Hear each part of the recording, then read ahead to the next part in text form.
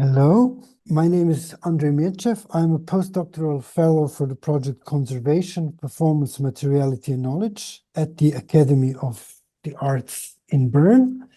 And I am very happy and honored to introduce our guest today. It is Laura Anderson Barbata, who is a Mexican-born, New York-based transdisciplinary artist. Since 1992, she has been developing sustainable art-centered projects that address social justice and the environment. And in the focus of her artistic practice is the idea of activating our sense of belonging to our local and global community. And since 2001, Laura works with stilt dancers in Trinidad and Tobago. And since 2007, she consistently collaborated with the Brooklyn Jumbies. And in 2012, with Zaquintos de Zahalidas from Mexico. Her projects have been presented in various museums, among others, Museum of Modern Art, New York, Media House, Brooklyn, MUCA Museum, Rome, UNAM, Mexico. Her work is also featured in various private and public museums, and she is also a recipient of numerous awards. And in addition to that, Laura also teaches at various schools and universities. And I'm very happy and honored to have you today in our two-question series.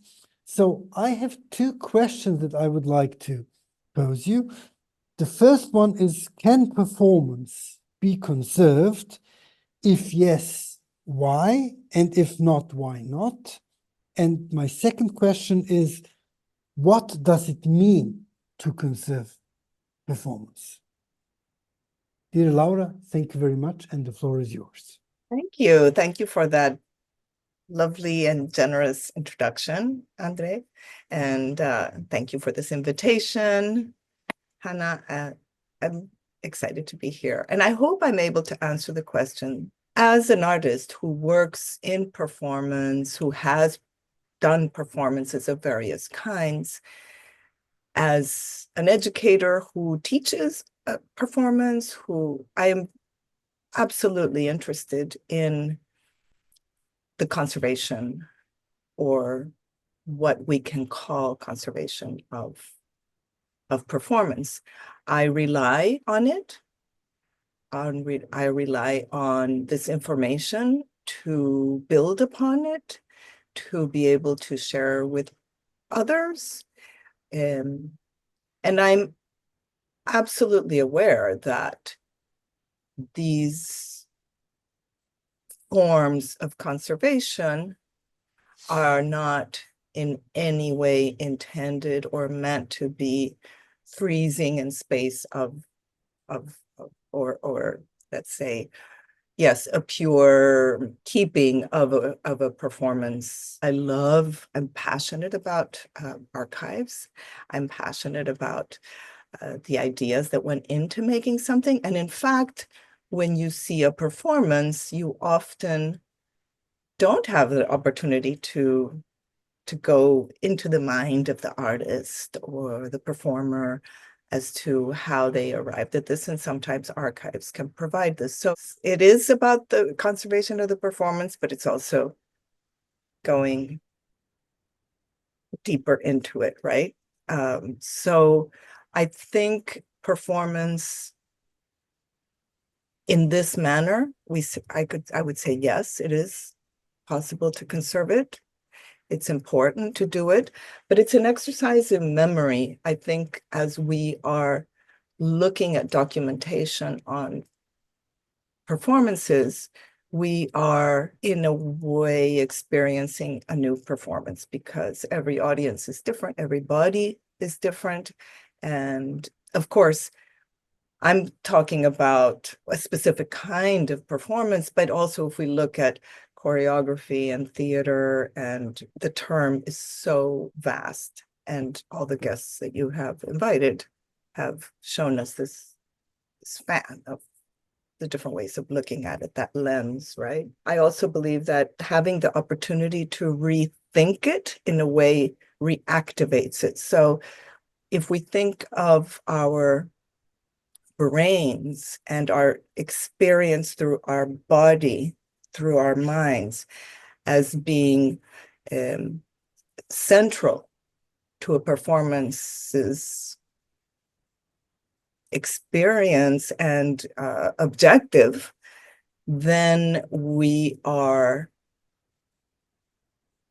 also participating in this reliving of and the artist in a way is representing it in our own imagination and in our body. But there's two things I wanted to mention. One is I was thinking about what is conserving a performance, and as you know, into 2023, Ryuichi Sakamoto passed away, and he had for years been recording himself playing the piano. And in 2023, this performance was presented at the Shed. I went to see it. So in it, you got to see in the round, they would put these glasses on you that were sheer, but without them, you couldn't see what was happening in the center. And the center is Ryuichi Sakamoto playing 10 new pieces that he had not presented on stage before. And you could walk around and you would see his fingers, you would see his breathing, you would see his feet, you would see the keys on the piano moving. And he says about that piece, he says, there is in reality a virtual me. This virtual me will not age and will continue to play the piano for years, decades, centuries. Putting each one of us in that position of answering the question, you are asking us to go into ourselves, explore deeply within our minds and our bodies what a performance is, what it means. Are you not inviting us into this new form of performance experience? And I see all of these voices, all of these minds, all of these ideas as these vibrant globes that just suddenly you have invited to light. I realized, Hanna, you're a choreographer, and you have given us a score in which each one of us will freely activate the instructions. And the instructions are simple, but complex and deep, and it really requires a lot of digging into your soul. And that in itself is a performance art piece. Thank you for this. It's just very touching what you said. I think also it's so truth, and that that there is this horizon of possibilities of this enacted score as you wish. And Andrej was asking you the question, right? Can performance be conserved? What does it mean to conserve performance? You then perform the performance of answering it, right? Situating all this within the horizon of your own knowledge, creative experience of your own universe. This is absolutely amazing. Also because, there is not this saying, but perhaps this truth that performance is itself a way of preservation of performance, right? My first follow-up question would be about this idea of the spectrality, which I think you put very nice into words. This, first of all, this how you presented it, that we are in a way, or that you are then also inviting us to light. This invitation to light is also a way to confront the spectrality, the apparitions of archives. So I was wondering how much is that idea of the spectrality of an archive something that has been relevant for your work? Or to put it simple, do you work with ghosts? We would have to define what ghost is, because just like performance, you have us all scrambling and dancing and drawing and weaving what a performance is. Well, what is a ghost? What I believe your question invites me to reflect upon is we work within a space that is fluctuating, that is filled with energy, that is the unseen, let's say, a communication between, for example, to put it very simply, light, the sun, and a leaf. The sun sends the light to the leaf turns green, but so much, it isn't just that. There is something else that is a form of communication that is taking place, that is so complex, that has moisture and it has ideas of its own, right, as to what each one is supposed to do, that's activating. And that is the space that interests me. When we talk, the three of us, there is this space between us that is rich with thoughts, with temperature, with light. And it isn't just what we say, it's what we feel. And what we feel isn't just coming from what our words are saying, it's also our thoughts. It's also that communication between bodies, that communication with bodies that is outside of even movement, outside of words, right? So that is my answer to your question. Yes, I'm interested in that, in those spaces.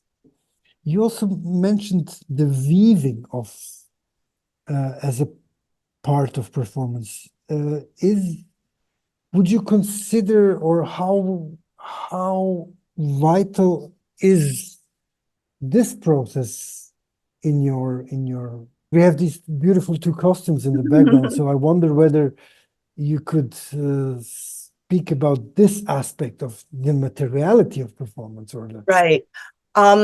Thank you for that. textile of performance. Thank you for that. It's true. Why did I not mention it earlier? But yes, I find that the elements that are the result of performance are fascinating. They tell stories of that moment. If you look at the photos of Joan Jonas' performances and her drawings, you know you are not seeing the performance, but you are having the opportunity to interact and see and experience something very intimate that resulted from that. So I find that the objects and the traces of performance are very powerful, so powerful. I wanted to share this with you because it's also been changing. People's attitudes towards museums, attitudes towards this have changed. I presented a performance in a museum in Monterrey, Mexico, in the 90s. And it was a performance that left traces and materials on the walls and floor of the space where the performance took place. People took brochures, they experienced, so it was thought out to have a beginning, a middle, and an end. And the end would be not only the ending of my actions with the audience and with the space and with my body, but also exiting and leaving this scene, right, that I had set up. And the next morning when I went to the museum, the cleaning crew had completely taken the whole thing down and thrown everything away because they considered it trash, right? Nobody told them that that was, you know, that, or I don't think even the curators that invited me thought of making a request for this to be conserved or to be treated in a different way than a party, right? Then if you brought sandwiches to the museum buffet at some point and have tea, it's very different. And so I will never forget that feeling for me of what losing all of that, which I felt was imprinted with the memories of an experience that I thought was very strong, that isn't one you would have encountered normally. And on this note, do you think this costume, this wonderful attire that you just present in the background of this of this screen, do you think they preserve performance to a degree? Or do you think they belong to an entirely different kind of universe of material, non-transcendent things? That's a very, very interesting question, because I've been thinking a lot about that as I've been organizing my archive. I was having this conversation with someone who specializes in archives, and they said, oh, well, your archive, you haven't included all the textile works. And I said, oh, okay, I can do that. But it in terms of conservation sciences, it takes the archive into a whole new set of problems. Textile conservation, the treatment of very different to work with paper than to work with textiles themselves. So in my case, the textile works live in this very flexible space in which they are sculptures. They are keepers and holders of memory of a performance. They are textile works. They are collaborations. So they can live in these spaces. And in that life that they have, I also continue to work on them, because why make more when I can just change something and give it a new life? But that new life is also enriched by the life that it had before. So it's building upon. Right? To me personally, I think, how basically memories of the former performances are preserved through those fabrics, through those textiles. No, they in a way form the fabric of a performance, which then reiterates and repeats. But you're also very known for the idea, I think, which connects with this, for the idea that you do not create projects, but you create long-term relationships. And I really love it. As a concept, you're thinking here about care, about deep care, and about reciprocity. And because conservation, as you know, nowadays ventures into this realm of care, I just wanted to ask you a little bit more about this, how you see those long-lasting relationships, non-projects, as projects or manifestation of care. I became more involved in the meaning and the work of conservators in 2010, around there, 2012. And I became fascinated about this choice of people by these people, professionals, to devote their life to the care and protection of materials, whatever materials they are. And to me, it was the ultimate act of love. And I thought, I need to introduce that into my work. I need to introduce those notions, this approach to art that is so loving, and it's not recognized, of course. It's not acknowledged.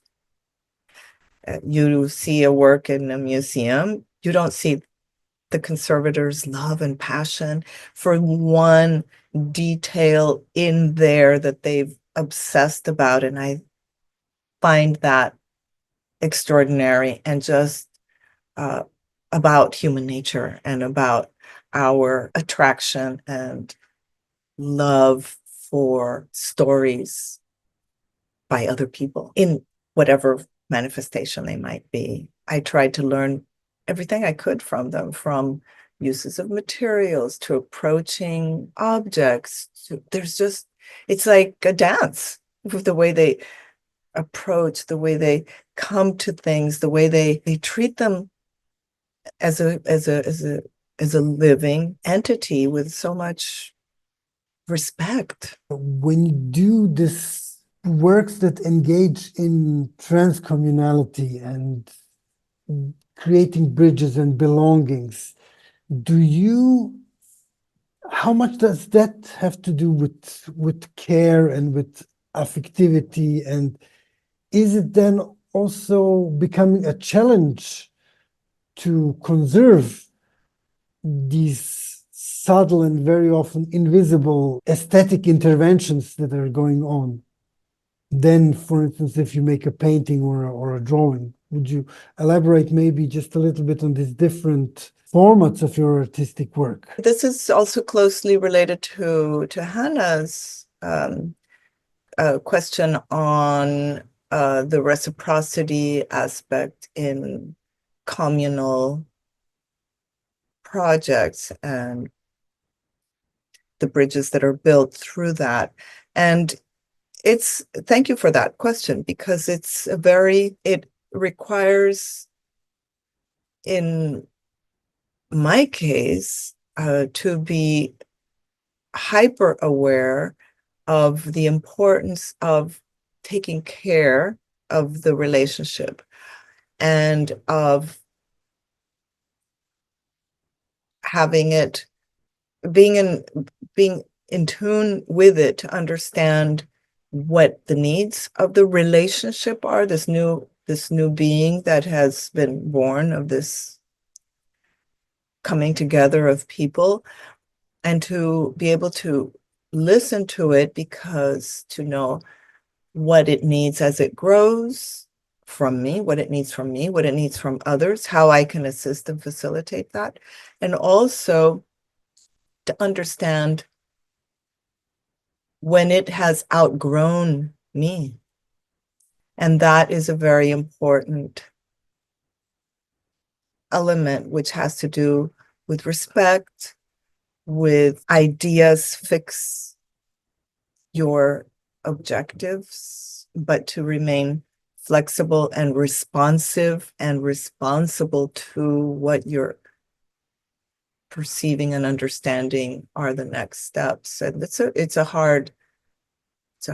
sometimes it's hard to accept those things, but otherwise you are not respecting the objectives of the project themselves, of the individuals and people, and you're forcing things, and you're creating a chain of dependencies that begin to deteriorate. And if you think about it in terms of physical conservation, is like how you affix a textile to a wall will be affected by the textile will be affected by whatever support you have placed it on, right?